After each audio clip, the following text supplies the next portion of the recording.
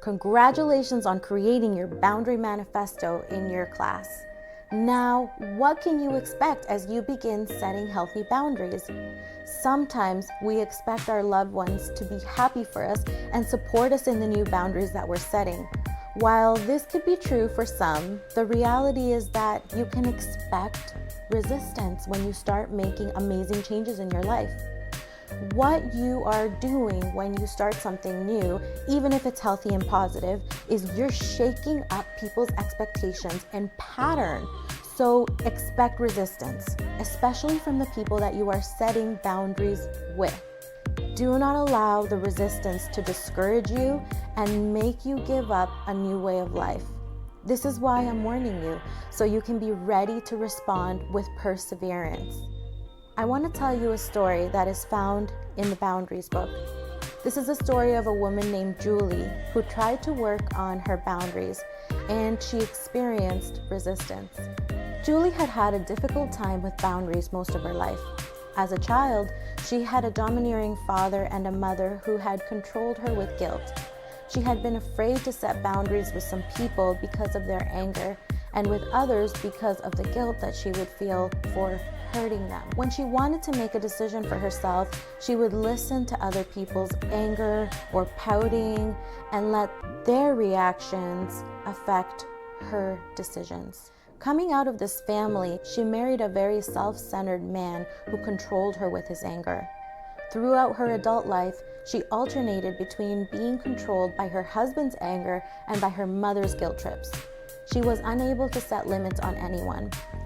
After many years, depression caught up with her, and she ended up in one of our hospitals, the hospitals of the psychologist who wrote the book, Boundaries. After a number of weeks of therapy, she was beginning to understand that she was miserable because she lacked boundaries. She finally decided to take a risk and set some limits with her husband. One day, in a joint session with her therapist and her husband, she confronted him. She returned to her support group in tears, though.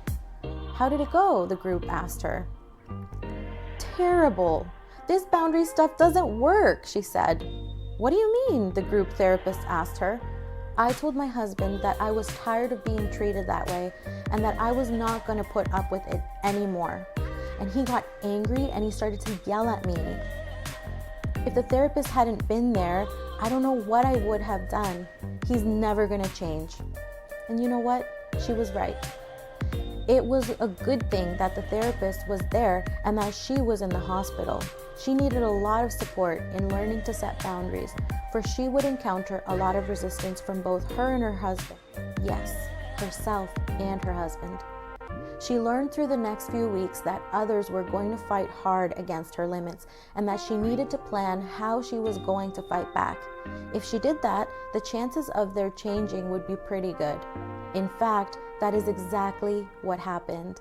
Her husband finally learned that he could no longer have it his way all the time, and that he needed to consider other people's needs as well as his own.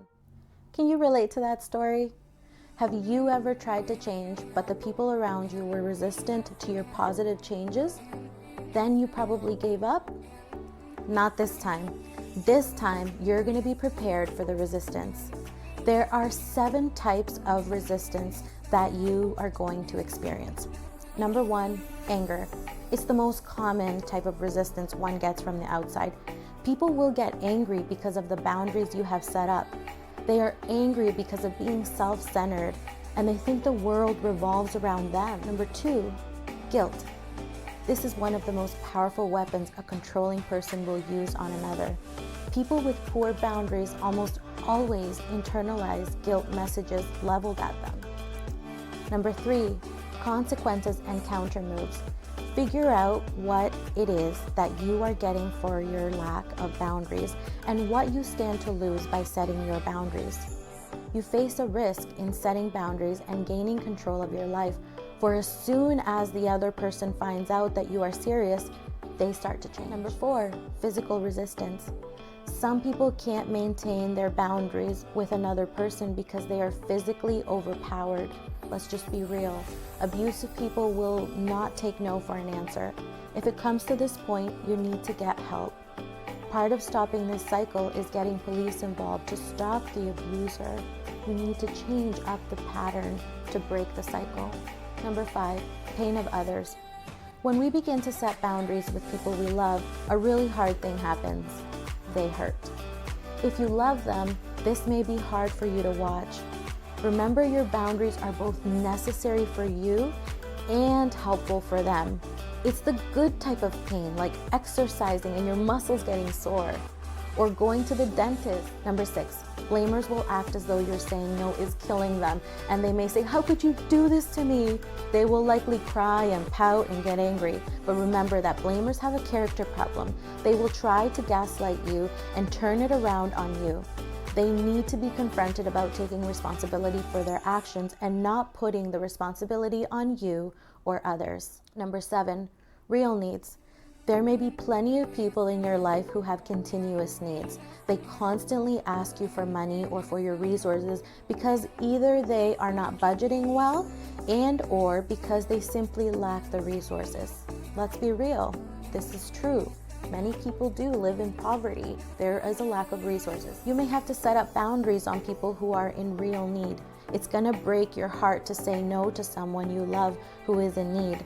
But there are limits to what you can and can't give. You need to say no appropriately. You being the person they constantly come to get their needs met is a pattern that needs to be changed. You are not responsible for the other person always. You will need to learn to say no appropriately so they can learn to get resources in other places too. What will happen when you're gone? That person will suffer. So by redirecting them elsewhere now, you are helping them to not only depend on you, but to begin depending on others and creating a community of resources for them. What do you think about those type of resistance? Have you experienced those in your life before when you've tried to make positive changes? If you haven't, know that this is the reality of positive change. Be ready. You can get through it. Once you're through it, you can settle into your new boundaries.